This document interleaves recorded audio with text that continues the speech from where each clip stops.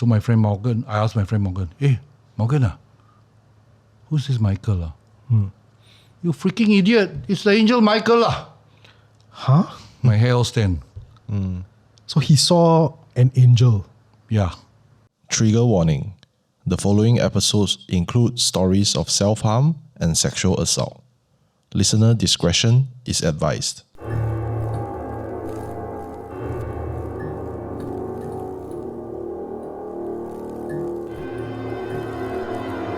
And we are Not live. It's the 13th of the month. Is it? Yes. Really? I don't have my calculator. Yeah.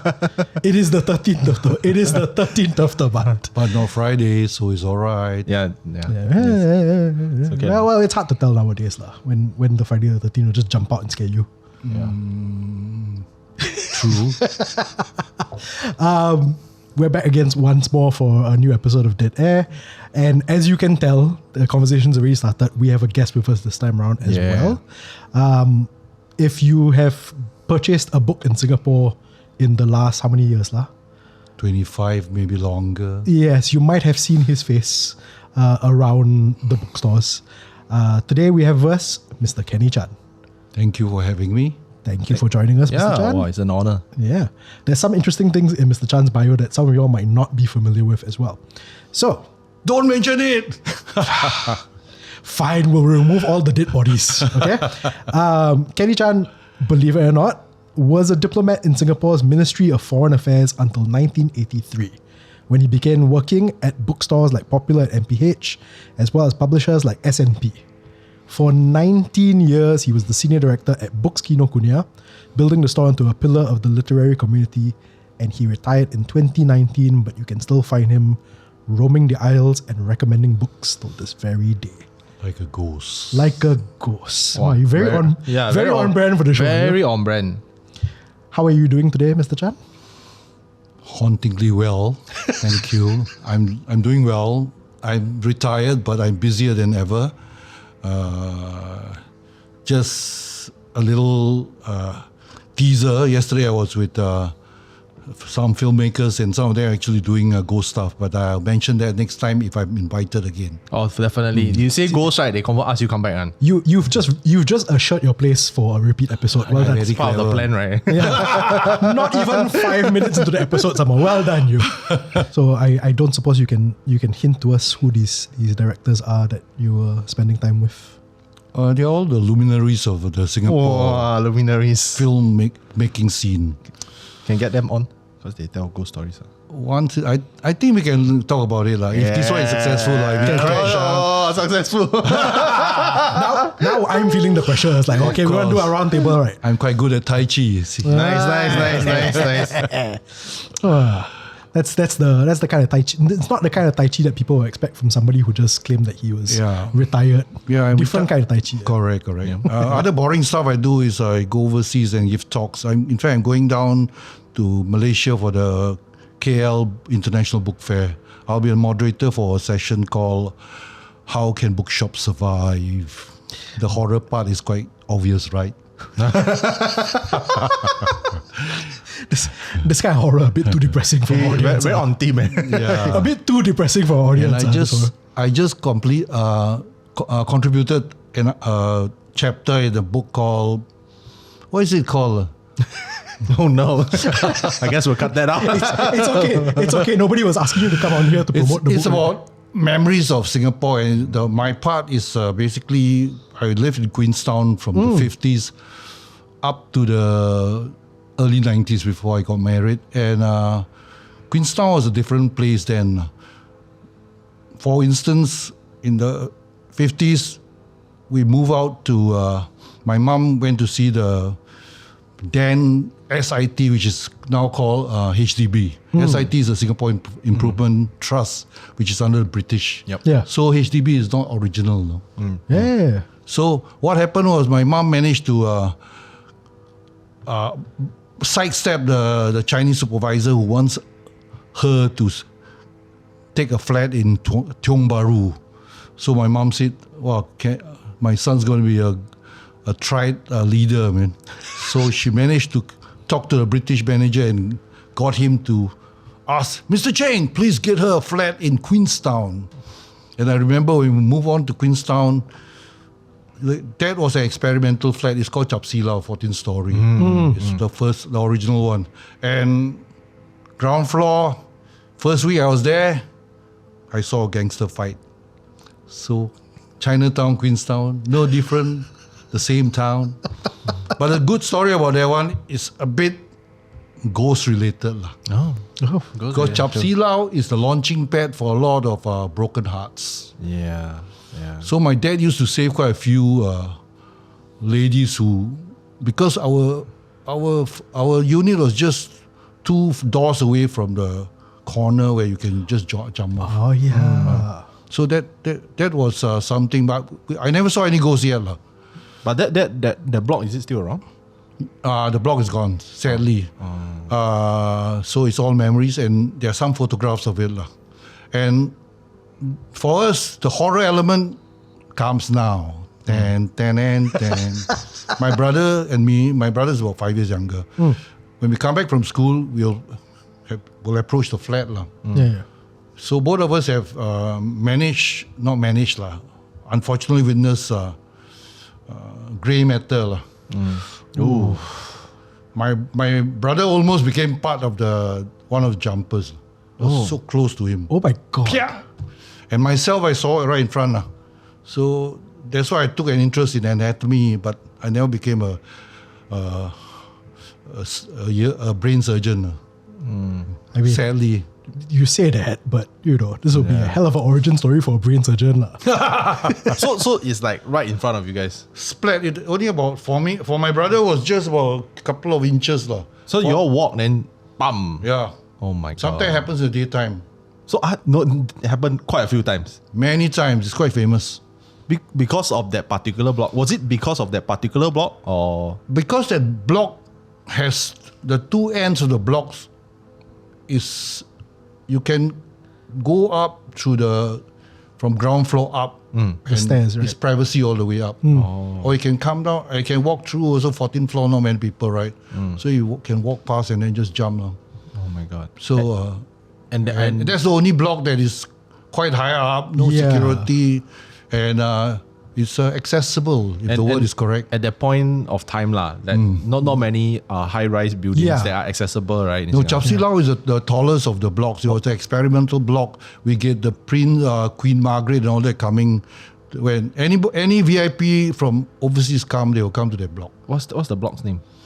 Forfar Square, Block 39. Forfar House. Forfar House, Block 39.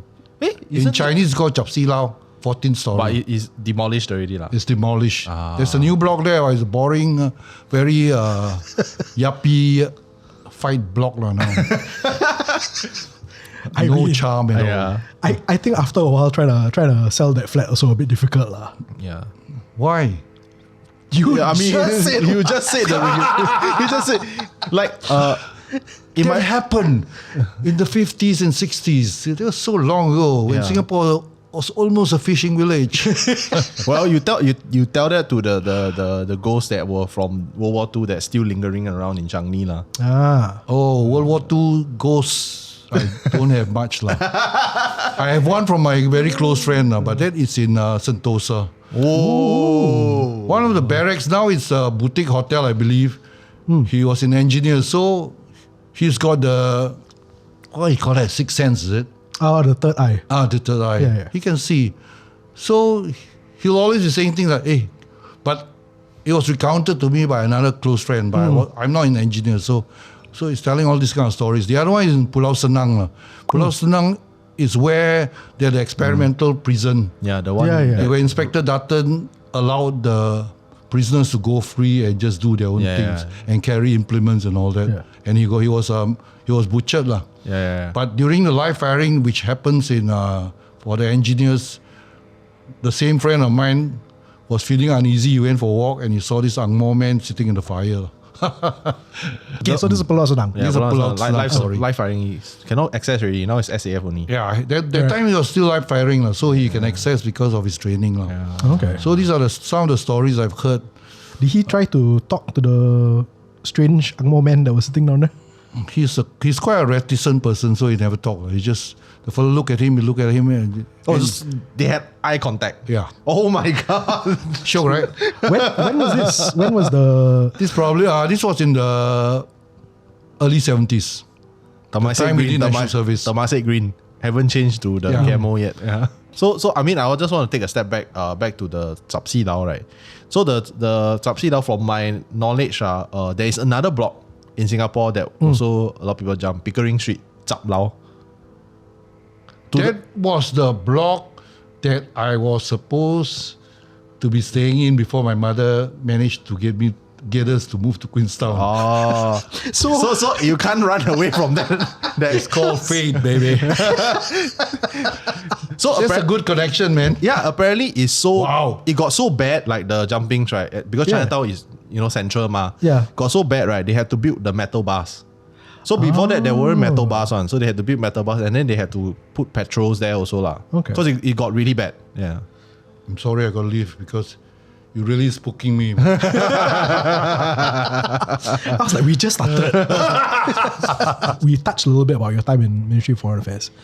While you were there, and this is from interviews before, so you cannot deny, while you were there, you worked alongside politicians like S. Rajaratnam, Professor Tomiko, and most prominently, Lee Kuan Yew himself, for whom you had to hunt down everything from books to, I think, specific information about trees at one point, like which trees can grow in Singapore and all that.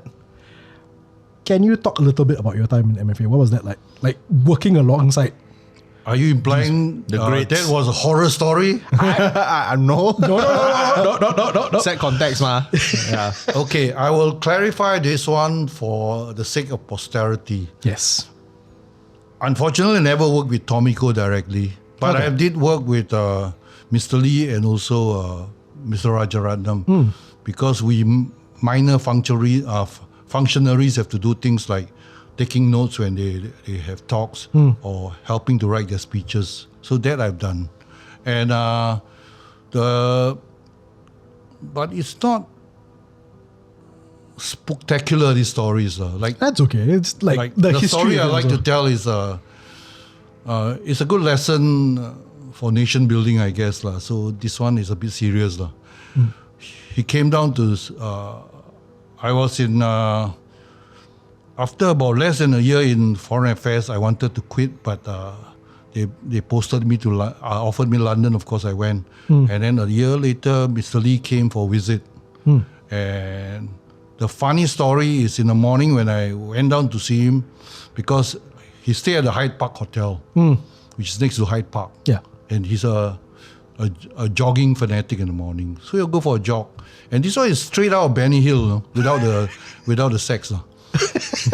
So Mr. Lee and his super fit security escort be jogging. And then behind you see a slightly middle-aged Scotland Yard trench coat inspector huffing and puffing behind. The horror for the inspector, not for Mr. Lee. So that's the story I can remember. But the one that is coming back to the non-rambling story, the main story is I got, in those days you don't have email, right? We have this thing called telex. So his private secretary was Mr. Lee's private secretary say, Kenny, he read something in The Listener. It's a book. Can you get it for him? Was that all the information you got? Wow, so much information. And that time, I remember, no DeepSeek or ChatGPT version 37 yet. So, but I still managed to get it because I make friends with the bookseller. That's why I think the book selling, how do you call it, bug came to me then, because I managed to make friends with some of the key booksellers in London. And London is the center of the book selling universe. So unintentionally they pushed you towards your next job. Actually, this podcast, I just revealed my secret about. I have never mentioned this before. Oh, is it a secret? Because before that, I said, well, I'm the one, Sherlock Holmes. I deduced that, from the short telex, I could I could know the ISBN number of that book even. I mean, if you want, we can pretend that you didn't say any of this. Yeah, we can pretend. No problem. Can cut it out. Fact is fiction, fiction is fact. It doesn't matter. Keep the mystique. But the good story is this one. Okay, I tell my third LKY story, and I think we can move on now because we already spent about 2 hours on this one, right? Time is an illusion. His private secretary called me in the middle of the night. Kenny, that was already very late at night. Yes, Robert, can I help you? Oh, boss tomorrow wants Ovaltine with honey. That is very specific. I said, Robert, this is London. 7 o'clock, the shop closed. Some 5 o'clock close. Ovaltine with honey. Okay, I'm on it. So I cracked my head lah. What the? So I said, God. Oh, okay, I know where to go. Southall's, which is nearer towards Heathrow, the western side of London. That's the Little India side of London. Maybe the shop's open so late. So I drove like a madman to Southall. Shit, everything was, pardon my French, everything was dark.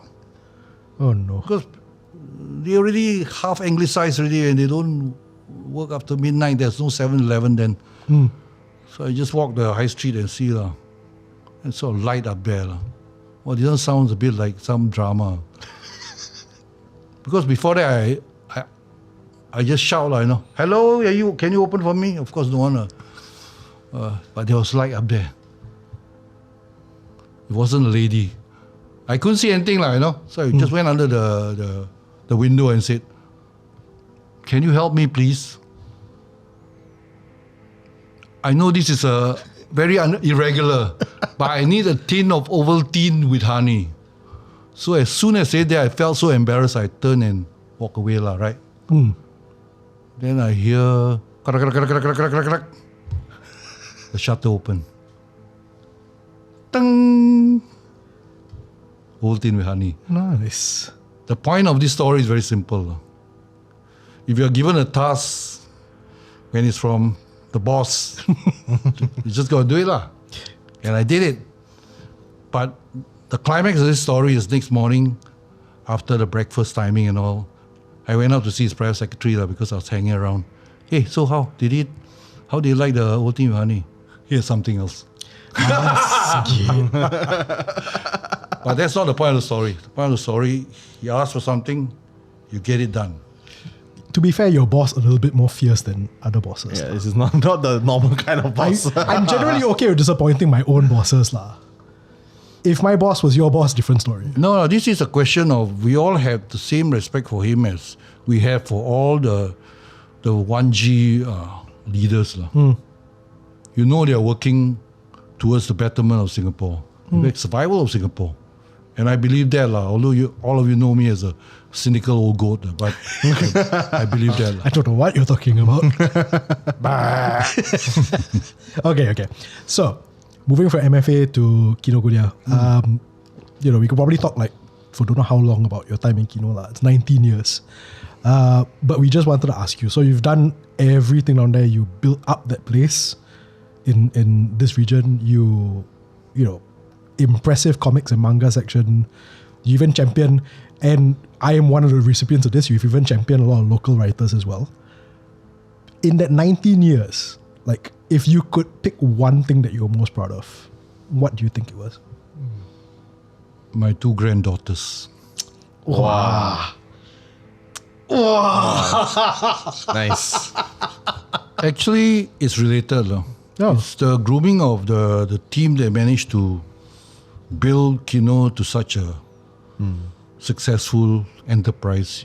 It's not a bookshop, it's a brand that is hip and thriving. So it's not a brand thing. It's not a bookshop thing. Because everyone say bookshop is a sunset industry, and I totally agree. But if we build up a brand, people come and support the brand.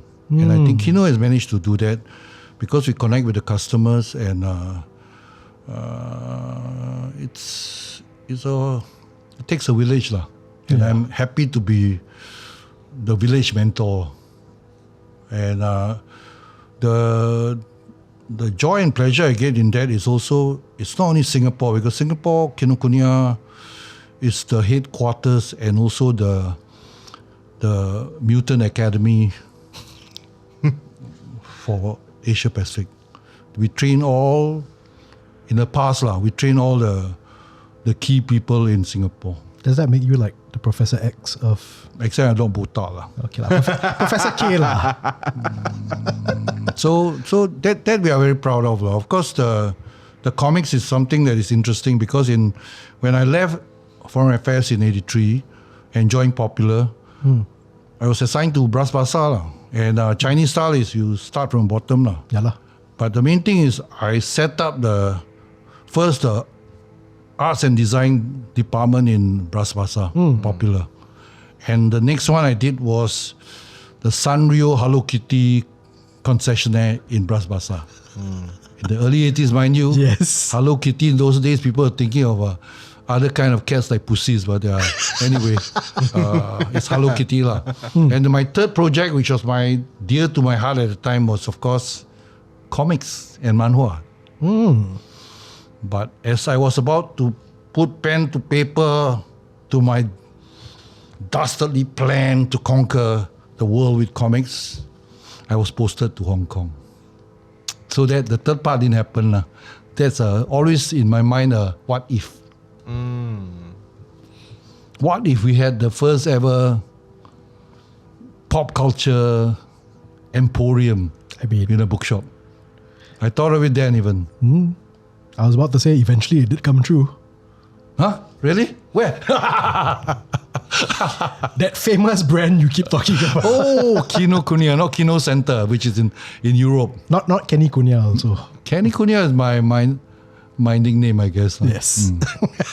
Okay, so since we're on the topic of your literary career, like if we could go back a little bit to the early 90s.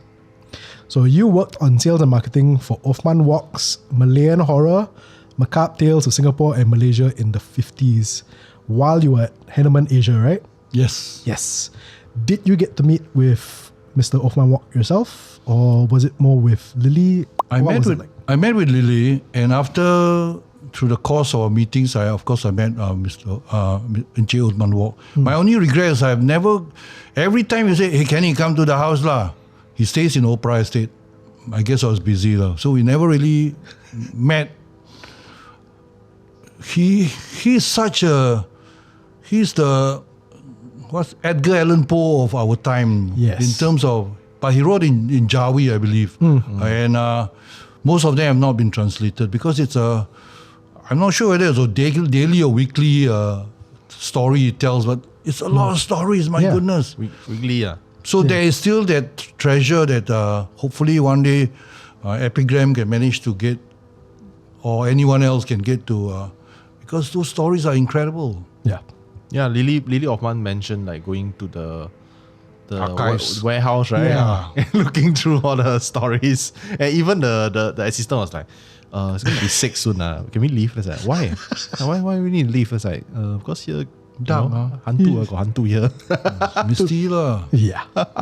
What was Encik Othman, what was he like when you were speaking? He's a very pleasant guy, and he's very modest about his achievements with his in fact, he doesn't, my feeling lah, from the encounters I have with him, he is not convinced it's of literary standard lah, but I think it is. I mean, you look at H.P. Lovecraft, you look at even Robert E. Howard, or Edgar Rice Burroughs' Tarzan. Yeah. All these are, I mean, in their time, of course, they are considered pulp and all that nonsense lah, Even like composers lah. My benchmark for composers when they become solid is when they decompose lah. Because Beethoven, Liszt, even Verdi, you name them, at that time they were considered just rebels and people who broke the norms of proper music education and performance. All these are bloody bleeding edge people, man. Yeah. That whole composers decompose line, how long have you had that one? Since secondary school. Longer than you, right? Yes. I'm glad that you For the had a first time, chance. for the first time, to someone make longer that than him. That's not true. Art's older than me. Never invite old people. Nobody will believe that Art is older than you. That's fair Let's enough. be honest. That's fair. Yeah, I think a lot of us with the same weird mindset think about the same things, you know. When you say weird mindset, do you mean about the supernatural or do you mean just a certain age? About everything. Yeah. Yeah. Because the supernatural is just one aspect of our multifaceted appreciation of everything that is in this universe, right? Yeah. Yeah.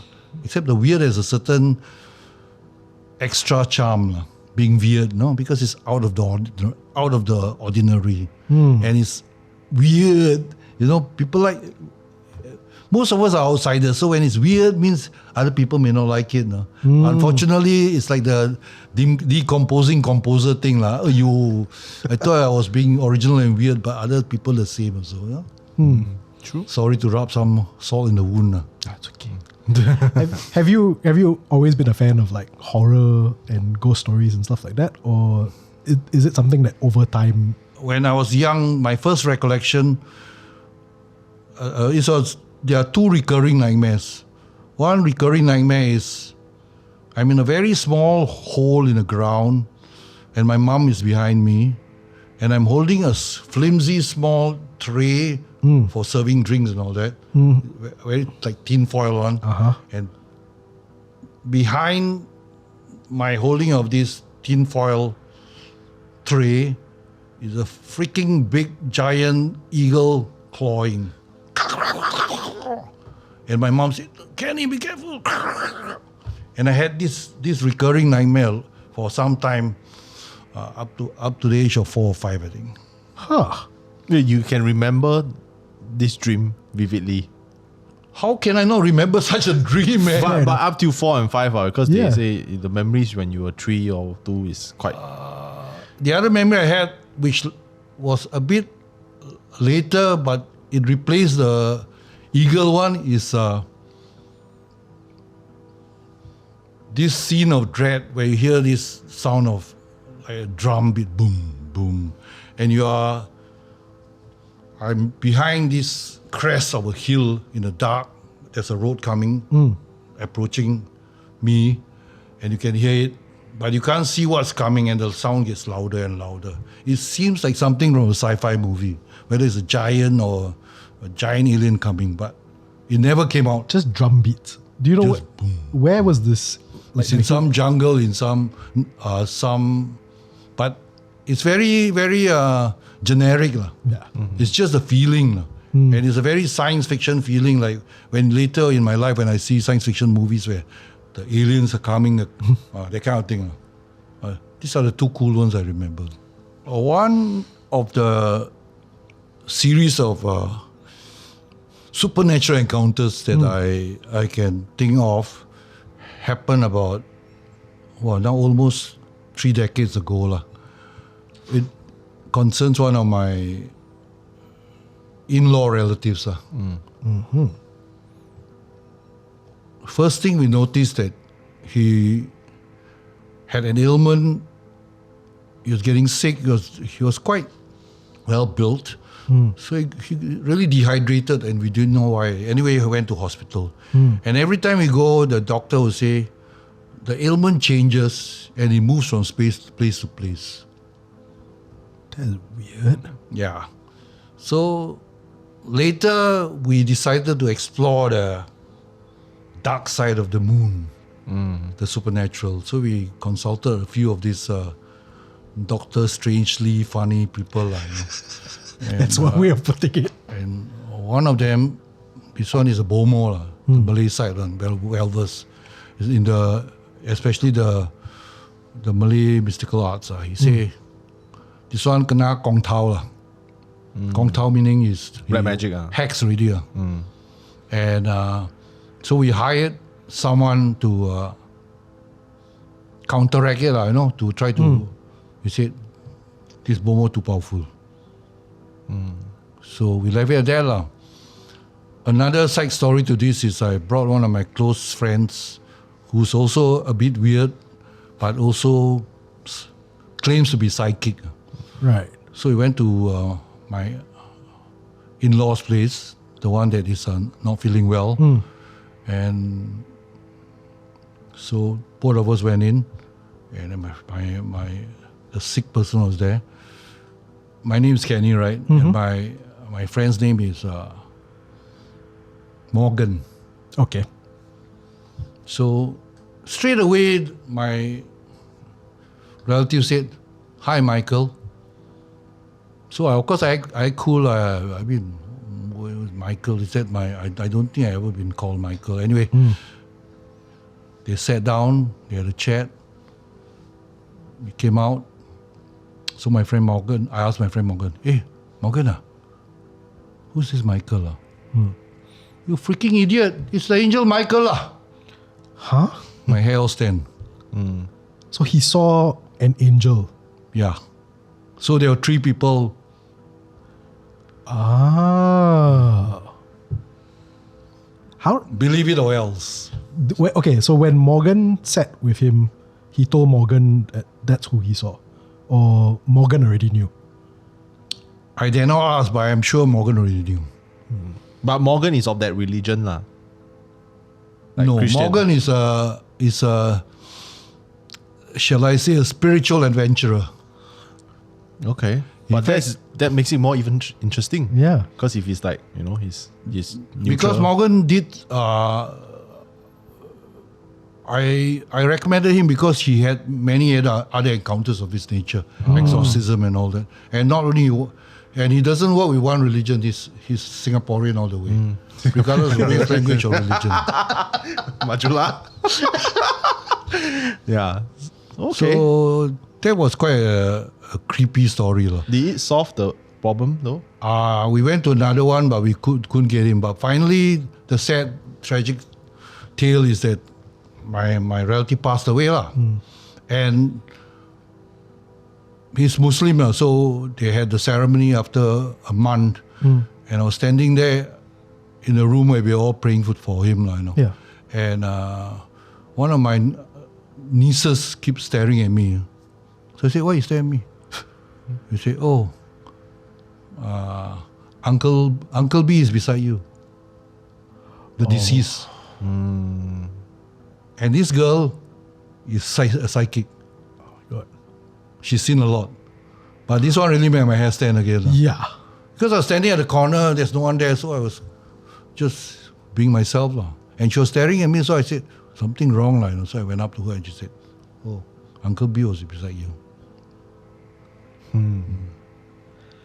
Because, he's a nice guy, but that's life. He got jinxed by a powerful enemy. So it was a believe it or else thing. Can I ask, I've got a few questions, but the main one is, how did you get to know Morgan? Your spiritual adventurer. Morgan has also passed away, and later on, if you dig into what I've written, the Morgan name will come up. It's a famous Morgan. Okay. But I met him in Hong Kong. Okay, all right. Did he share with you any of his own encounters? Quite a few, but I really can't remember the Hong Kong stories, because Hong Kong was another part of my life which was incredibly exciting. I was there for 3 years, from 84 to 87. Because I was in Popular doing okay, but all of a sudden, before I could do my comics department at Bras Basah Complex Popular, the GM in Hong Kong was left, and I was asked to replace . At the time I was quite young, probably early 30s. So, "Kenny, would you like to be GM of Popular?" No, it's not Popular. It's another bookshop, Harris, and also another chain, which is a alternative to Popular in Singapore. It's called EPH, I believe. EPH. And these two, he made me general manager of both . Okay. So I went over. But that's where I met Morgan. But I don't have that many ghost stories I remember, but a lot of other tried stories. I was in the middle of the road one day in outside Harbourfront. You know Harbourfront? Tsim Sha Tsui. After midnight. I don't know what I was doing there. I think I just came out from church or something. And all of a sudden, in the middle of the road, you have two gangs coming together. I was in the middle. All carrying newspaper. So they fought. Yeah, machete. But thankfully, I was not hurt. How did you get out of that? I just stood there. Just stood there. You run the first swing, you can already. It's a fair point. I just stood there and I was quite tall, so they can see this lamppost. What for? You go and blunt your weapon on a lamppost, That was the scariest thing. One of the scariest thing I ever encountered in Hong Kong. Yeah. During your stay, slight tangent. During your stay in Hong Kong, right? Did you hear ghost stories? Because Hong Kong is, quite the exciting place for supernatural things. I heard a lot of ghost stories. In fact, I stay in North Point, which is the Chinatown part of, and above there is Bremer Hill, and Bremer Hill is like Fort Canning but higher up. Yeah. It's where the two American school kids were murdered by a serial killer. Yeah. And at that time also, another famous story happened was the story of the taxi driver who slaughtered all his passengers and keep the spare parts in the house with his whole family still staying in the house. Wait, this was while you were in Hong Kong? Yeah. Sheesh. And then the famous Macau story of the guy who... what happened to the Pao story? The meat buns. The meat buns. That one wasn't proven. It wasn't proven. They made it into a they made it into a movie. What's his face? The movie making Anthony Wong. Anthony Wong. Anthony Wong was the actor of the serial killer. Obviously exaggerated but the thing really happened. Yeah. They cannot really prove that it was made into buns. He claimed that he made people eat it, but there wasn't proof because he sold it. Yeah. He sold the buns, but you don't know if it's real meat or what lah. Maybe he already disposed of the body already. You also don't know. But it was really creepy, and people actually affected sales of char siu baos. But everyone believed in the story. You know why? Because in the water margin, one of the main stories is this couple who is in the 108 Heroes, and this couple they will kill and they have an inn and a restaurant in the inn. And what they do is they kill people and then use the meat because they save money. Yeah. So when you talk about the Macau story, straight away, if you're a Chinese with some knowledge of this, which is part of their legend, like Robin Hood for the English, straight away it resonates one. So whatever you say logically, people say no, definitely got one. You know what I mean, right? Yeah. Because it falls in the realm of public mythology already, urban legend. Yeah. So they don't believe, they don't care about forensic report already. Yeah. They say, it's like the old water margin story. So like you mentioned that you stayed in North Point, right? Yeah. North Point is the Chat Tse Mui lah, the Seven Sisters Street. We covered it in one of our earlier episodes where basically there's a legend of the seven ladies who became spirits lah. Yeah. That area. The area is quite creepy but nothing happened to me because generally speaking, the things happen to me but not directly Jumping to another island, which is Pulau Tekong, a lot of stories there. When I passed out as an officer, I was made the king of Pulau Tekong. King of Pulau Tekong. I was in charge of logistics for Pulau Tekong. Oh. DYS4. This was which year? 72, I believe, 72. around there. Okay. Early 70s. So, these are a lot of stories, but one of the main stories that I saw in my own eyes is a story. In fact, quite a few stories like this, but I will dangle for a bit. The first story was, I was duty officer, and then there's this skinny Indian storeman. Skinny. And he was behaving very peculiarly because my man was saying that he got possessed by a snake god. Oh. Tekong one. On the island. Yeah, but I don't know. I have no idea about who the snake god. But the main thing that he behaved in a very strange way. he could predict weather, rain coming. And he slithered before Harry Potter's time, no? Before Parcel Tongue was even invented. Okay. He talks in a very sibilant way, like snake. And the main thing is when he get angry, it takes bloody 4 to 6 MPs to hold him down. Wait. So he was behaving this way Yeah, he was not for normal. a while. For a couple of days. So you saw it, lah. Yep. Then How- what did you guys do? Yeah. What did you guys do? Oh, SOP, mental hospital. Later on, reservists, twice in a row, two in camps, same bunk. First time was I think it was either sergeant or staff sergeant. All of us, it's one big bunk, what do you call it? Open concept. Yeah, All the yeah. beds are all in 2 rows. Yeah. So he just stood up in the middle of the night and started cursing in Portuguese and Cantonese, and we know his language skills are not that fantastic besides English and Chinese. But he could swear and curse in so many languages. It was scary, man. He was possessed. Yeah. He was possessed. Then Woodbridge. same. You know who was the S1 there? Who? Edmund Wee. Epigram. At Yeah, we were same camp. wow. He was S1, I was S3.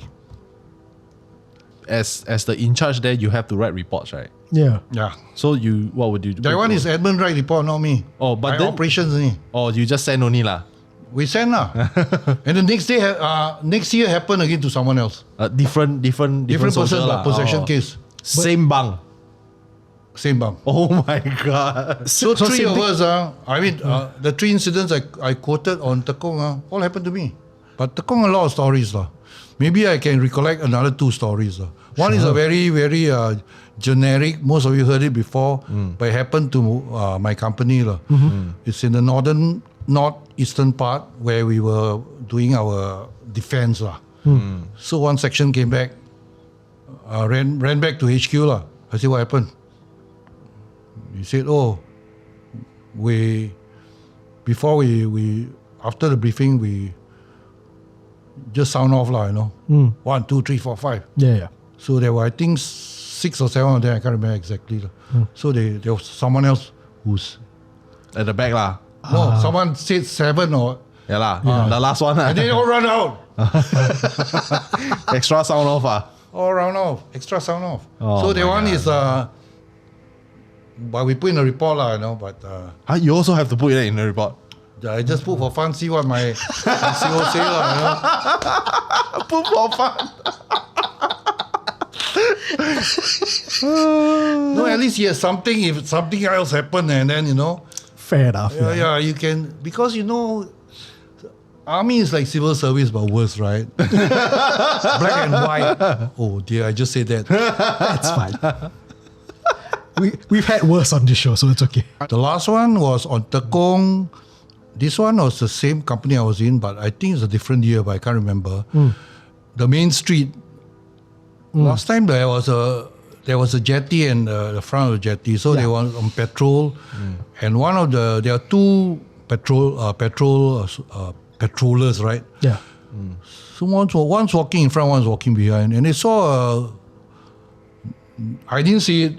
It was told to me after they came back. This guy saw a luminescent kind of shadow floating as he was approaching, and it came nearer and nearer. So the thing, not shadow, the whatever it is, protoplasm, came straight, no? Oh my god. So the guy in front ducked, the guy behind kena. But it went through him. So no like slime or anything. Actually, he said it looked a bit like the Ghostbuster one. So I said, are you sure or not? No, cynical me again. Yeah lah. But the other guy got a bit affected. The Affected. guy who can whack by the slime. Affected how? Like emotionally? Because he said, I didn't see anything. Then I asked the rest because I don't know him well, right? Yeah. He say he's not so like this is like disturbed lah, you know. But that's the gist lah. We never investigated because he never got worse or anything lah. Okay. But the description of the bloody slime coming is scary. Yeah. Even then. Because I mean, if a man come up to me to tell this type of story, of course they expect to get whacked, you know. You know what I mean? Like this army superiority hierarchy kind of shit, no? Which I don't believe in. But you know they are soldiers, so they, you know, when they tell you, I'm sure they don't want to bullshit you because the bullshitters will know lah. Yeah lah. He's not a bullshitter lah. Pardon my French again. That's okay. We don't mind a bit of French on this show. I think Tekong, I got a lot more stories, but I leave it at that lah. Watch out for the books in a few years time. Really? No, I got a few more Tekong stories. Another one, I'll just give you a cliffhanger. Close friend of mine, he's a pastor. He passed away already. The Pontianak chased him to mainland. Whoa! You need to elaborate a bit more. For the next iPod, no. I got podcast. No, so what do you mean chase him to the mainland? So he went there as a soldier, then he came. He already passed out. He was an instructor there already. Oh, but he went there for like. No, work, he was assigned to the Tekong, but he lives on the mainland. The thing follow him lah. Yeah. What the hell? Like that one is a story by itself. Like can write as a own full story lah. Oh my god, see your drama, yeah. That one for the next podcast. Sorry. You know, like that time I have to be paid. No, for sure. I mean, I'm joking lah. Tekong, like through generations, 70s to now our time. Our time also about the same kind of stories. I mean, there's so many just stories. Doesn't seem to go right. No, Tekong, because it was a real society uprooted. So many villages, so many karamats and all that. A lot of things. And I had weird dreams though, even then. I remember before I was posted to Tekong, I had a dream of actually me like flying over Tekong and seeing the whole of Tekong by the very weird Black Isles, sandy town kind of way, you know. I still have this, I still remember a bit of it. And this is before you even posted there? Before I was posted there. And this story I recall to my friend who passed away already, who's the one where the Pontianak chased him. Yeah, he gave me a bit more flash because he was there much earlier than me. He was in the army. He's older than me, so he was in the army a bit earlier. Well, kind of like premonition. A bit you're gonna work here. You're gonna work here. He and me have a long history because when he passed away, so another story by itself. Oh my god. Okay. You've assured your place for a sequel. You save. They're gonna flood the comments already. Hey, tell the story here. Tell the story here. Yeah. If you want me back, I will consider. Okay, so moving away from Tekong, any more ghost stories to share? For foreign service time. Foreign service time, maybe especially. Foreign service time, the only horror story I can tell you is that the whole of City Hall is haunted, as you know. As in Singapore's the City National Hall. Gallery now. Oh, that area. So there's a lot of hauntings in there, and we have a 24-hour ops room in there where we have to take turns doing duty. But personally, I have not encountered any horror stories except one. I can't remember the year. What was the year that John Lennon passed away? 81, I want to say. 1991, around there, right? 81. December. John Lennon, right? John Lennon, 81, sorry, December 81. Yes. 7 or 8, I can't remember. Yeah. Anyway, that's my horror story. I saw the news because we are supposed to. I saw the news, John Lennon died. It was my idol, no? So I called out my girlfriend. So, the horror.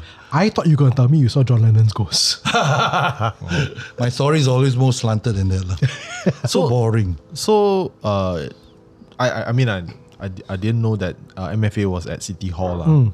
So originally it was in City Hall. Yeah. I was so that area including I guess there's a church. No, only the part nearer to the building nearer to St. Andrew's Cathedral. Yeah, that area. The other one is Ministry of Law and Supreme Court, I think was there. Yeah. City Hall. Oh, okay. Nearer to the Arts House is the Art House is famous lah. Yeah, that was famous. So what's the story that your colleagues will always tell you that? They hear funny noises and all that lah, but nothing incredible lah. Didn't see anything, just funny noises on you. They sense presence and all that, but I personally have not seen because I did not spend so much time in City Hall. So you were stationed. I was posted. Correct. When you were in London, anything on that side? London, that building I was in, also a lot of stories, but nothing happened to me. Any stories that you remember from that building? Sadly, the horror story I cannot tell you. The horror story is more like your work-life balance story. Okay. Considering who you just told us you worked with, fair enough. We'll leave that off the podcast. Okay. So I mean, jumping back to City Hall, right? The City Hall, I have a story. Last time before they rebuilt the thing, the Capitol Theatre, there was a car park. I don't know if you remember. The car park is the cheapest car park in town in Singapore. Correct. $2 per entry. Correct. Yeah. I know that because I used to work with a security agency that own the management for the security at that car park. I don't know why they need security for a car park, particularly that car park. So apparently the car park right next to Capitol Theatre. Capitol Theatre also haunted one, very haunted. Yeah. Then there's this bin center right next to, in between these two buildings. So apparently a lot of the security guards, they told me that they saw Kapi gliding in between the two buildings at the bin center around midnight. A lot of them saw, not just one, because they do night duty ma. And surprisingly, a lot of people park overnight, the cars. So they will have to be there in case the barrier spoil, because the car park is very, very old. And that car park, I mean, no more already it's demolished. But they say the bin center, a lot of ghosts. Nice, huh? Yeah. I've been to the car park. It looks damn creepy. Even in the day, it looks super creepy. You need to walk down the alley. It's still there, right? The car park. No, the car park is demolished because it's part of Capitol Theatre. So right now, right, Capitol Theatre, Capitol Piazza and it's in between Capitol Piazza and there's another building where all the Myanmar foreigners will always Peninsula go. Plaza? Peninsula Plaza. Yeah. So that road, right, it used to be at the corner of that road. So it's been torn down already. Yeah. Now I'm glad I don't drive. Yeah. It's weird, So, I mean, it's literally facing a cathedral. Why still got ghosts? I mean, it's like what you said before. You know, the spirits and churches and cathedrals are all part and parcel of the vast universe we live in. No, yeah, true. Yeah. Sounds credible, huh? Sounds credible. Not too bad. If you say it with enough gravitas and don't go sounds credible, people will believe. Yeah, gravitas is important. Okay, so foreign affairs, thankfully, nothing happened to you. I mean, outside of foreign affairs. The John Lennon story is a horror story for me. It's a horror story, but different kind of. Okay. So you didn't see John Lennon's ghost, right? No, I've never seen his ghost. Okay. John Lennon. But I dreamt of him a couple of times, surprisingly. Yeah. Is it him talking to you? Can't remember also. Okay. Because sometimes you can recollect because you wake up and you reflect. But sometimes you just wake up and then... It just goes away. Wake up! You gotta go to work! No, everything's forgotten. Yes. Outside of... Okay, so if we move from MFA to bookstores or even personal life, what about the stories out there? Bookstores... The ones that you can tell. Bookstores, the interesting one would be MPH at Stamford Road. The really old one. That one, the story is quite strange.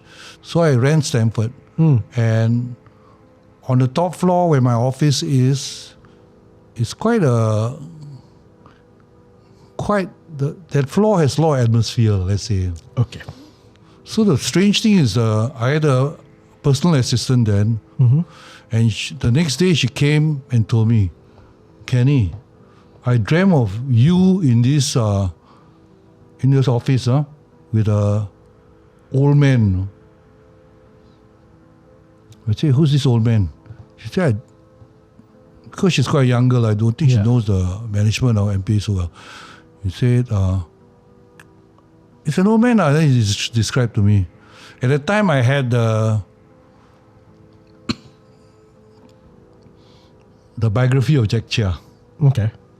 The one who took over MPH in the 70s. Yeah. And I showed her the picture. She said, yeah. How long... He had passed on by then, obviously. He passed on already. How long ago was he I can't remember. I don't know. I can't remember. I Yeah. just recollected the story, so you just jarred my memory. So it's wow. This building lah. Yeah. This one lah. Yeah. Now it's SMU lah. Yeah. Yeah. And the best thing about this building, it had the old lift, no? The one you have The to one close like- The gate. Yeah. and then you can hear the sound. Kadoom! The lift come down. Then kadoom! It goes up. Then you will close and open the crack sound. Damn awesome. Great for a movie. I don't know what it says about me, but I actually do remember the lift. Oh my God. That building's been there for a long time. Yeah. 100 years, I think. Yeah. Close to 100 years. Yeah. But my life there was too frenetic to remember. There wasn't a ghost story. There were other kind of horror stories. I'm noticing a pattern when it comes to your horror. seems to be a theme. But okay, so then Unsupernatural. fair enough. So in terms of your personal life, in terms of outside of Personal life, outside. Personal life. I did mention my in-law already, that story. Yes. Yeah. Other than that, my life had been quite mundane lah. you did mention to me before something about seeing a strange man in the forest once. Oh, that story. I thought you forgot all about it. please. Yeah. I was just teasing him. Oh, this one is probably when I was in my late teens in Labrador Park in the middle of the night. I was catching spiders, if you believe that.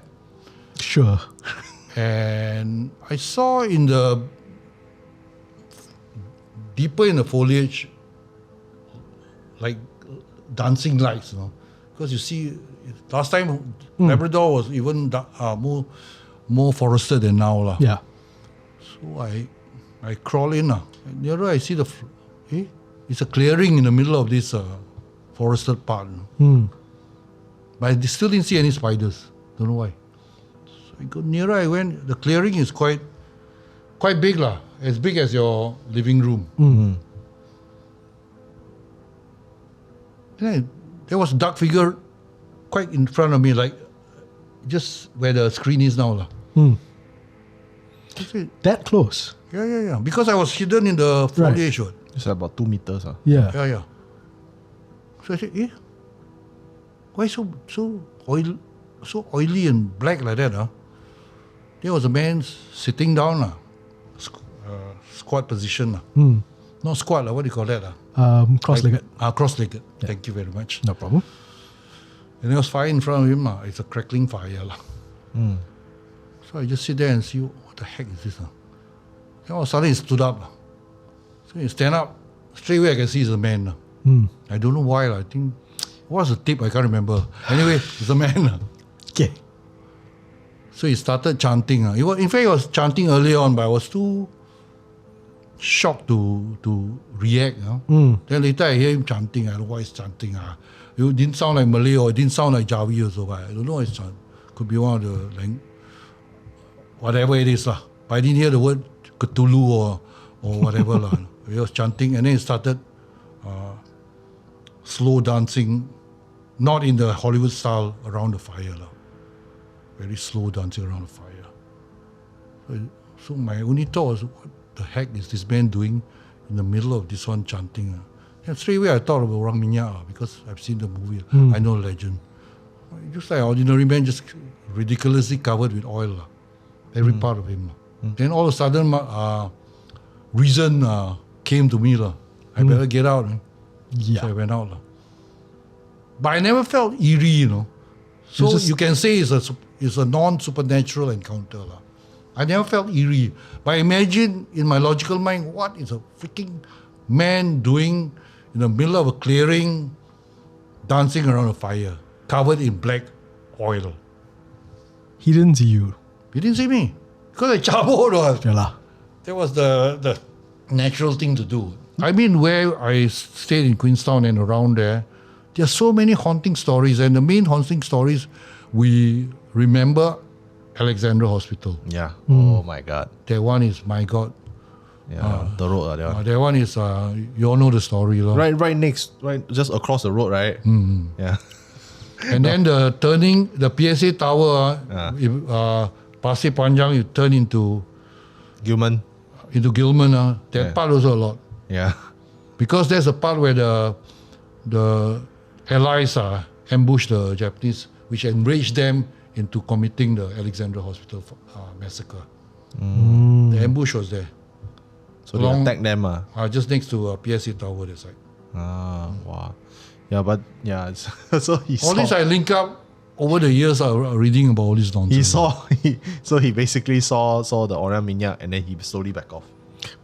I mean, that's I mean, the logic, right? that is the smart logic. thing to do. When you Even say if okay, let's just say he's just a crazy person who believes in the folklore a bit too much and try to become one himself. It's possible. That's not a person that you also want to meet. that's right? true. The fact that he's covered in oil, dancing around the fire, if he embrace me, I'll be human torch, man. I don't want. I was literally waiting for opportunity to go. You're covered in oil in front of a fire. Duh. I better get out, man. Red flags, man. Not a person you want to be hanging around with. Yeah. But that was, to me, wasn't eerie. It was just illogical, in a logical sort of way. Yeah. That guy must be cuckoo. Yeah. But he didn't sound cuckoo. I mean, he was chanting in a very professional way. If I remember correctly. Like in a very shamanic, So he know professional lah. way. He knows he's He's not chants gibberish lah. Yeah lah. For him, Okay. it's like deliberate chanting, like the way a monk or me, the Yeah. same kind of chanting lah. It wasn't wild lah, It was Okay. deliberate and professional lah. Which somehow makes it worse. Yeah. Yeah. That's why it was. It's like logic and illogic were battling in my mind, Yeah. What the? But it didn't seem supernatural to me. Fair enough. It's only the reference of Orang Minyak keep coming. Bam, bam, Still bam. scary. Most people won't believe this story, which is okay with me. There's a legend, an urban legend, where if you steal a pack of pepper, a pepper seed, Yeah. you must steal, You cannot buy, Okay. You cannot grow, You must steal. Okay. And then you learn a certain incantation, Uh-huh. and you point that pepper at somebody, the person would feel very amorous. Gatal. Yeah. No. Yes. And we've seen in action. No, I didn't do it. In class, someone did it to the teacher. Oh. So there was a rubbing of inflamed parts with parts of furniture and all that kind of thing. Maybe it's geometry, I don't know. The teacher. Censored. Okay. And you saw this in class. All of us were in the class. Do you know who was the one that stole the pepper?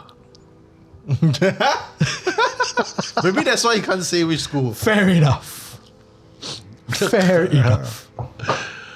This story I never told before. Yeah. You made me tell all kind of funny stories.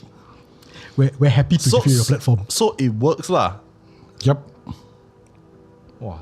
That's why in my logical mind, all of us the same. We have a logical mind, but you see things that are beyond logic, Yeah. and it's part of life. Yeah. Yeah. Whether you like it or not. That's why as I grow older, I begin to trust my intuition more. Certain things. Like certain decisions you make, you can feel whether it's a good one or it's going to be a good one. Yeah. So you got to trust that. And I guess supernatural is part of this thing. Yeah. But it's quite weird. Seeing all this after all these years. Do you know what language the incantation was? According to at the time I wasn't very familiar with languages, but it wasn't definitely not Malay. Okay. So not Malay, probably not any Chinese dialect. It's not Chinese. Okay. It could be one of the Nusantara dialects. I have no idea. Okay. It's possible because Nusantara, this whole of Southeast Asia, Malaysia, Brunei, Southern Philippines, it's all embroiled in all these fantastic hodgepodge of supernaturals. Mythology lah. Yeah. Yeah, a lot of great stuff. Yeah. Yeah. So many cultures from Yeah. all the way back. So. Yeah. Okay. Okay. I'm just gonna go ahead and ask. You try my luck. Sure. You don't need to say if you're not comfortable. So I'm adult, so I'm okay. So so is this particular mall in Orchard haunted? Yes. But these denizens or these residents are very considerate and polite. Really? Oh. Because there is an agreement, right? I don't know about the agreement, but of course the urban legend is that the whole of that mall is built that way, right? To assuage the gentle feelings of the folks that used to be there. Okay. Gentle feelings. I love the way you phrase that to sidestep any questions about which mall it is specifically. And I mean, if you search long enough, I mean, according to Kenny, you can find it, right? you can find it. It's a no-brainer. Yeah. Right. Of course, if you are from New Zealand listening in, of course you can't catch it, Yeah, lah. but that's fine. I'm quite sure anybody in Singapore and probably most people in Malaysia, they know which they mall. will know which mall. Yes. But it's surprising, all those jumping in, just thinking back, all those jumping in Forfa House, I've never encountered a ghost. It's quite strange. Seen so many corpses and nothing. I would call that lucky. I always say, if you do good things, you won't encounter bad things so far. Or could it be because of who you are? That's why the ghost scared of you. Can you elaborate? No? I'm not a Okay, so ghost hunter or Jesus Christ. Oh, sorry. there is this idea that people who work high up for the government used to or work with people who are very, very powerful, they tend to have this shield. In Mandarin we call Wei Yan, like this aura, right? Like for example, you will never hear like a president gonna haunted by a ghost. In Malay, you call it the Wayu. Yeah. Indonesia. So it's an aura. It's an aura. So and people Same word, sounds alike. Yeah, so people who work in the government, and even the soldiers, right? You know, like you never see a general go to a Ministry of Defense and say, "Hey, you got ghosts, yeah." No, that will never happen to a general. It will always happen to the men. I was literally about to say, is it because he used to work with Lee Kuan Yew? I mean, I don't think so. Yeah. I think it's just in general because you work for the government itself. My philosophy is, you do good, it gives you generate a goodness aura, The goodness aura. so the karma thing will not affect you so much. Oh, okay. If Fair it enough. affects you, it's the good karma. Which is Then what actually about the people who are psychics? They may be good people also, what? But then why can they see ghosts? Why can they feel ghosts? There's a different kind of gift, I believe. But most of those who can see, they are not hurt by the ghost. Like my niece-in-law, she sees it, but she's very accepted it and she can see it. I did ask her once whether they talked to her. She said, no lah. They're just there lah. They're just there. Sometimes they will acknowledge or whatever lah. But talk no lah. That one is Hollywood, I guess. Hollywood. Yeah. I like how that I managed to get a confirmation on the mall. I'm quite happy. I honestly am quite surprised that nobody else has ever. I think you're probably the first person who openly said it. Everybody knows it. Everybody knows it, but you're like. Everybody we've talked to have been like, I suspect. No, but it's not. It's no big deal lah. Yeah. It's I mean, it's just the MPH Stamford Road, the old one. It's haunted, but so what? Yeah. I mean, the whole world is full of buried treasure underneath, and a lot of residual shenanigans after that. That's a nice way to refer to a haunting. Residual shenanigans. Yeah, I better copyright that. That should be the title of the book. Oh, that's quite good, huh? There you go. Yeah. We'll support you. Okay. I will ask one last time whether there's anything else that you're willing to share in this episode. and not stuff that you might be keeping for a return to our podcast. You mean supernatural things? Yes. Yeah, of course. HANTU. Oh, hantu. I'm trying to conjure something, but nothing is coming from here, man. As long as you're not trying to conjure an actual spirit right now, I think we're okay. Trying to think hard. Actually, through my life, the encounters have always been cases of possession, mainly. Personally, like psychic sighting, I don't see it. It's my friends or someone see it and then tell me. So it's quite strange. Not that I want to meet anyone or anything. Yeah, fair enough. Even when I was in Thailand, because during my foreign affairs days especially, I was posted to Thailand for a short stint. They have this UN meeting called ESCAP, and I stay in a hotel. Even then, that hotel is quite jinx. It's called First Hotel. I can mention it because It's no longer there. it's there, Oh, it's there. but it's still very notorious. Oh. It's on New Petbury Road. And I always read about cases, but personally I've not encountered anything. The only encounter I have that can be considered horror thriller is once I had a meeting, we had a meeting there with my colleagues. The other two colleagues were female. So they call me up in the middle of the night. Kenny, can you come down? I said, why? We have something lah. Help, come down. So I came down. The incident was over, so they recounted to me lah. They say they heard a knock on the door, and then a dark hand came. But lucky they didn't unlatch the door. So they slam. And then one of them going to call me lah. So the thing ran off. So I asked the security said nobody there. But I don't think it's supernatural lah. Did they like check any CCTV cameras or anything? I think that time don't have. Okay. Yeah. But I don't take it as supernatural. But it's not impossible. Because the security didn't see anybody anyway, right? Yeah. Yeah. Yeah, I mean, I just searched.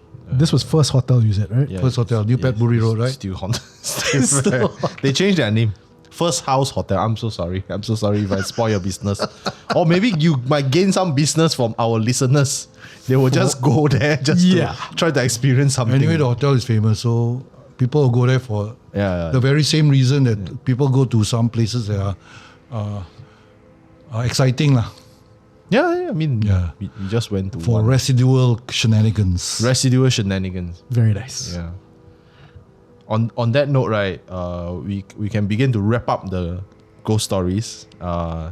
We ask this of all our guests. I know you have a lot lah, but try to keep it minimum. If not, people will have to go off to the buy this a lot lah. What is your favorite horror book, comic, movie, and or video game? Do you play video game?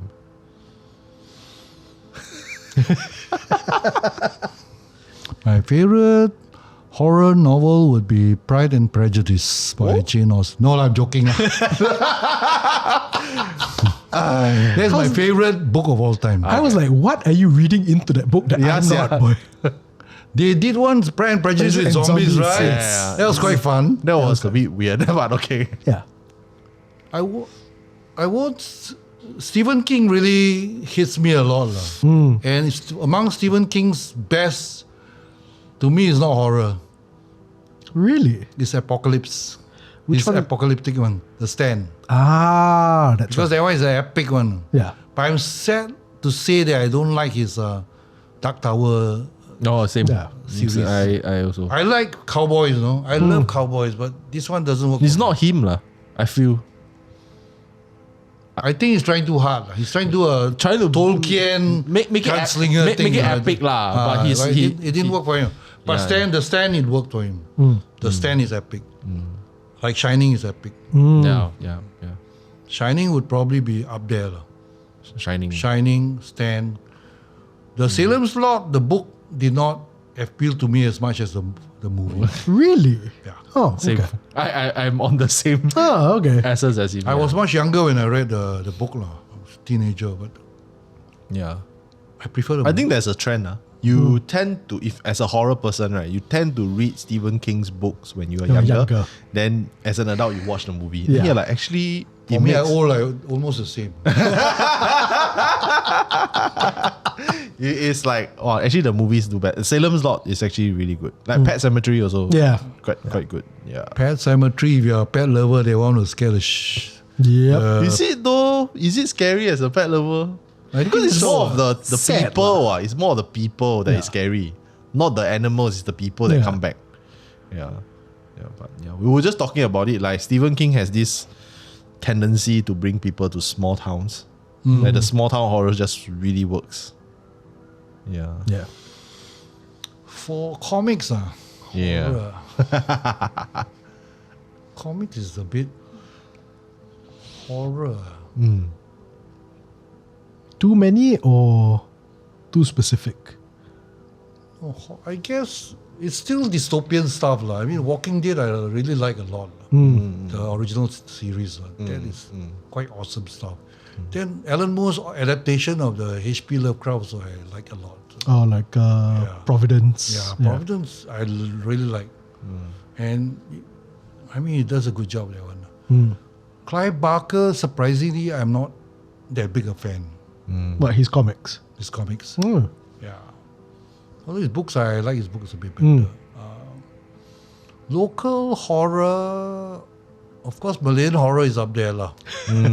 Of course lah. Of course, because it's Malayan horror. So did I mention movies, right?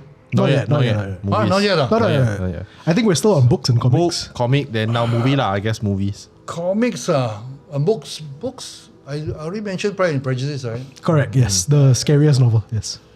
For Southeast Asian horror, is there anything I like besides Malayan horror?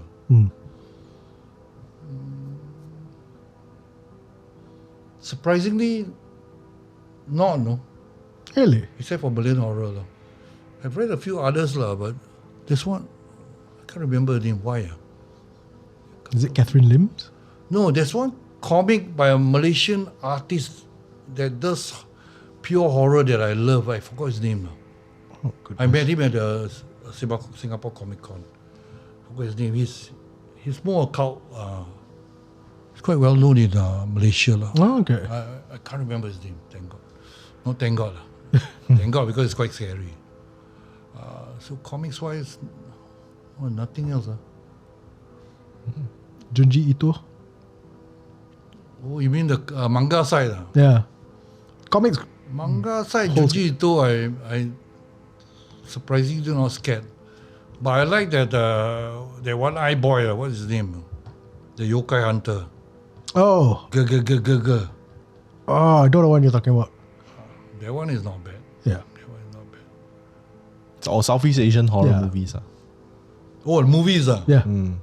I like all the early ones. The Orang Minyak, Pontiana, the whole thing. Because we saw it when we were kids, and in the past when you watch it, it was always in the dark. And you're small and scared shitless all the time. Any modern ones? Modern, Malay, there's so many, Did I like Jangan Pandang ke Belakang? Don't Look Behind. There's a series. Oh, is it? Yeah. There are quite a few, but a lot of them okay. Wait, it's a movie series? Or It's a TV movie series? that was so successful, they made a couple more. Oh, okay. Then the Kresu one also quite good. The Pandang is about 20 years back already. Okay. I can try to send you the link. Yes, please. The Thai Kresu one I like, but I forgot the name already. That one was quite good. Yeah.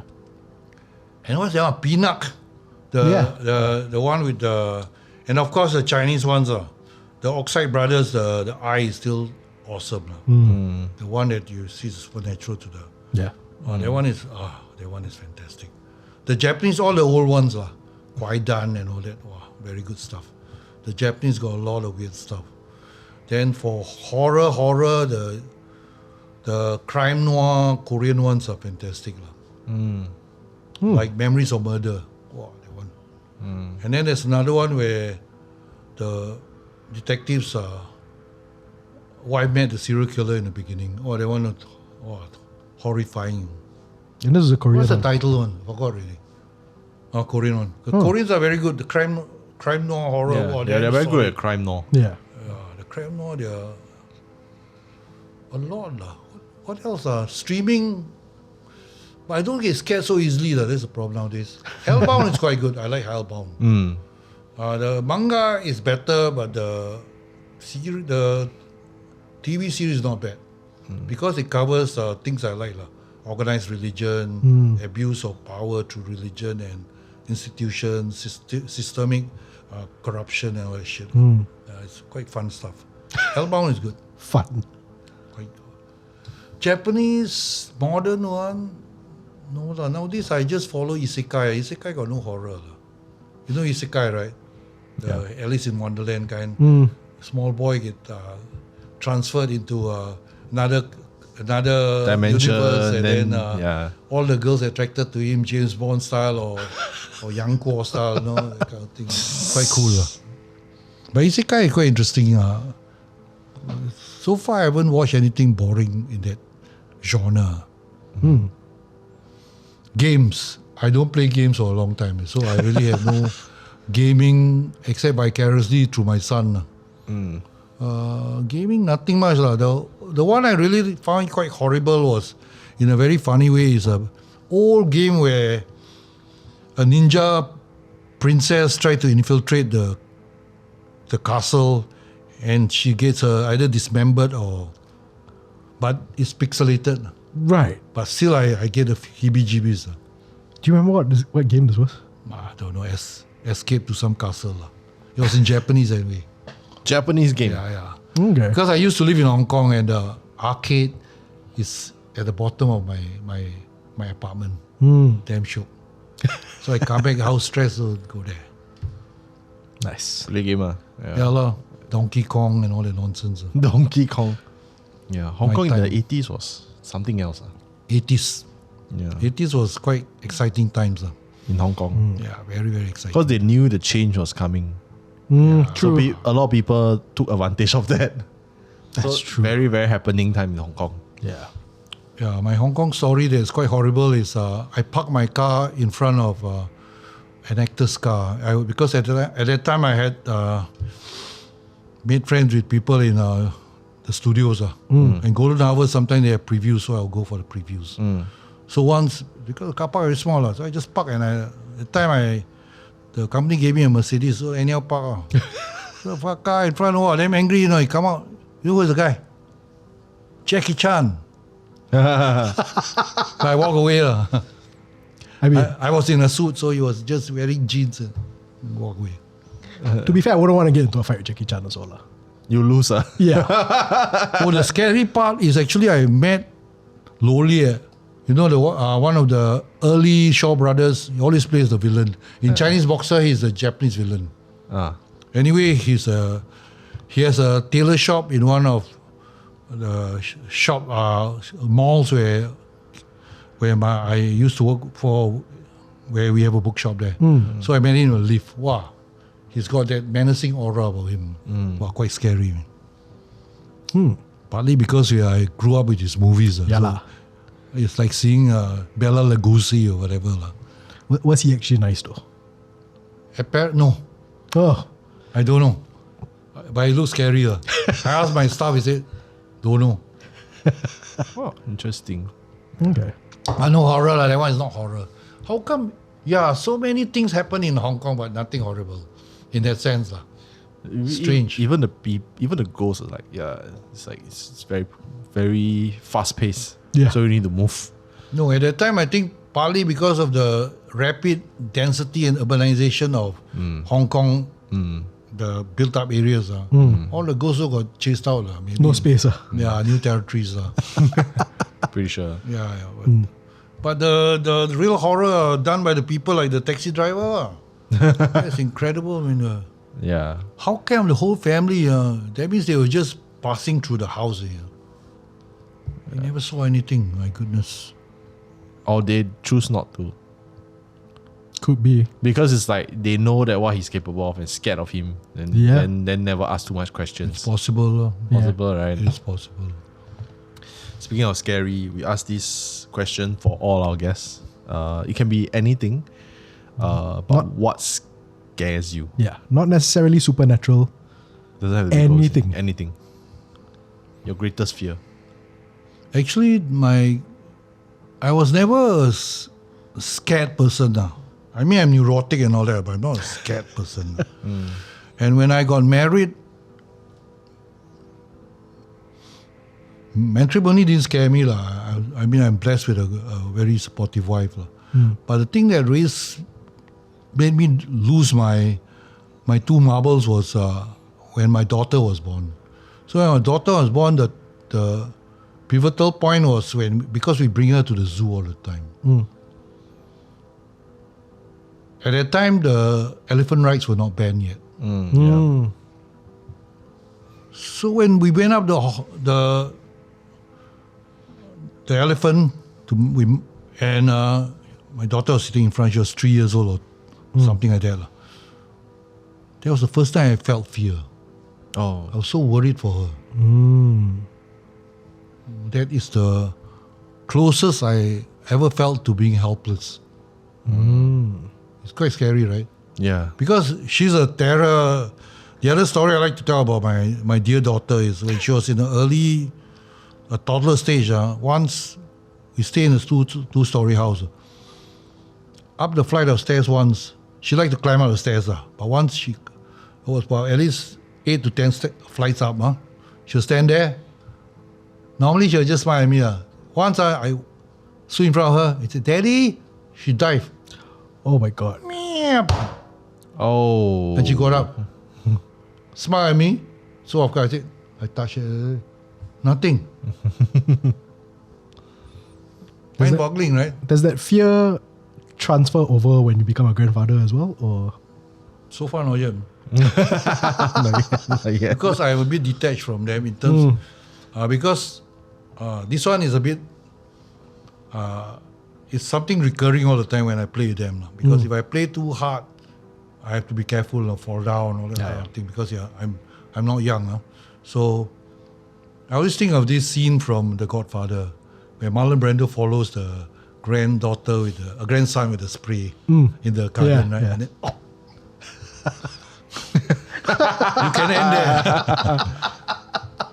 That's true, because your mind don't really age in that sense, right? Yeah. You still think that you're you from back in the day, your youth from the guy who saw the Aura Minyak. But you never know that your body actually is not the same it's person. not the same already. Your body's like, bro, come on, relax a bit. Happened to me also. When I always like to cross the gigantic monsoon drains by jumping across. Oh God. So in my 50s or I think 50s, late 50s, I jump across. I fell halfway. It's terrible that The we're body laughing. cannot do it already. But were you okay? Or did you get injured? I survived. Oh, you saw. Of course, right? we can tell. That would be a great plot twist if we find out you were never here. Yeah, when you grow old, that is the thing you have to be careful of. Body not the same lah. Your mind is still the same, but your body is not. Interesting. Think of Marlon Brando every time. Something for Wayne to take note as he gracefully ages. No, you all are still young. Thank you, young man. Thank you. All right. So we've come to the end of the episode. I just want to ask you, is there what are you up to next? Any particular projects that you want to mention that are coming up soon? Oh, one just came out. I mean, I've done so far three books in the last few years where I contributed articles. The first one is called Letters to My Son, which actually advice given by fathers to their sons. Okay. And I wanted to do the story differently, so I did it from a army days angle. So advice to my son while doing NS. Okay. But it's still a metaphor of life. Yeah. So that was how I did it. The rest were all talking about, how, so I did a bit differently. And humorous as well. Yeah. So the second one I did was called Strangers in Foreign Shores, Tales Told by Foreign Service Officers. I actually remember the title. And this one are just stories we have. I'm not the editor, I'm just one of the contributors. So there are stories told by all the Foreign Service Officers that wanted to contribute to this book now. Because this book, all the proceeds go to the Dyslexic Association of Singapore. Okay. Yeah, so this one was so successful, we had a second print. Nice. Basically, the stories are, there's a war story in there where one of the diplomats actually lived through the Cambodian War. Oh, yeah. That one was a good story. And then there's also a whole ghost story in there. Oh, One of the ambassadors had to stay in his residence, which is haunted. That's another cool story in there. well, which country was this? It's in this region. Oh, Okay. In this region. so I have to buy the book lah. Then. Oh, but then, why do you think I'm such a good bookseller, man? I'll definitely buy the book. I mean, I'm generally a fan of like stories from the politics sides. This one is Yeah. personal politics. Like my Yeah, story is my stint in London, where I mentioned the story of the LKY running, and Yes. then that was in it. And also the Ovaltine with honey is in it, if I remember correctly. Quite funny. The third one is recollections of memories of Singapore, told by about 22 of us, and all are from different parts of Singapore. And some stories, some of them started in the 30s onwards. Mine is from I'm quite lazy so I just did my Queenstown. I moved to Queenstown in November 1958 up to before I got married. That's the early 90s. Yeah. So that's a Queenstown story, which I can't remember whether include the Chapsi Lau story, the Olympic diving, but there are stories in there. My favorite story is not supernatural, but it's a humorous one. When we moved there, my neighbor said, let's go see Margaret Drive. So we walked from the flat along the road, and then the ladies were talking. I was very young then, probably 6 years old. So later I asked my mom, I didn't see Margaret driving. It's not a joke, no? Because they said, let's go see Margaret Drive. What's so big deal about Margaret driving? I also want to go, That's my Margaret Drive story. Interesting. So this, the third book is just out, and if you like stories about Singapore, and for me it was quite exciting too, because I've not read the other stories. My story is Queenstown. Another guy was my colleague in Foreign Affairs. He also wrote about Queenstown, but from an earlier period. Okay. So the story joined up for me in a very nice way, and wow, I didn't know all this happened, and it's so coincidental. And someone actually wrote later somehow. Nice. So we talk about, there's one fantastic one done about the whole of Katong, and now I live around the area, so a lot of cool stories in there, because it's all our childhood. And most of us are foreign service officers, so we can write a bit Yeah. But writing is not easy actually. Huh? No. Nope. I only gained confidence in my writing quite recently, the Really? last 10 years. I'm surprised. Yeah. I can write, I know I can write, but the confidence is something else. Yeah. It's a mindset thing, because we never think ourselves as writers, right? Yep. Yeah, we can aspire to be writers, but you never feel you can attain their level, no?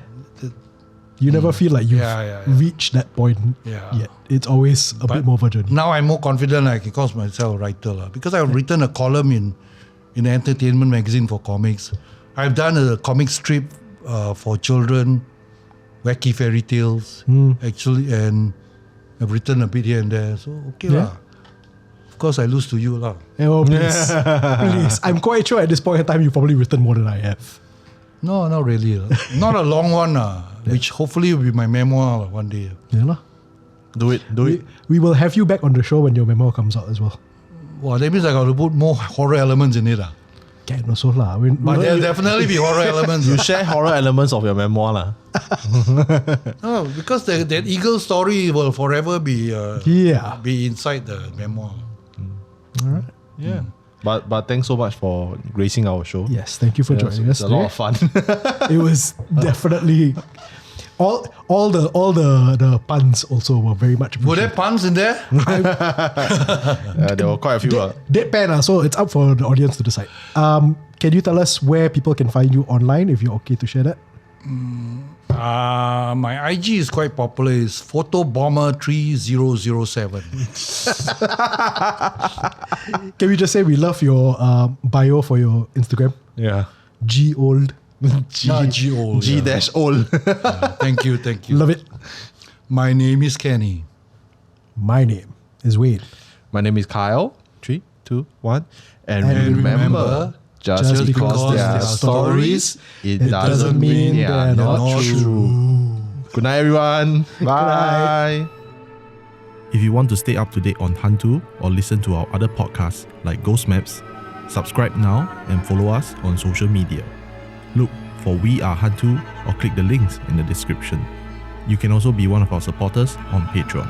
Dead Air is a HANTU production, hosted by Kyle Ong and Wayne Ray, with album art by Jolene Lim, and recorded on Audio Technica mics.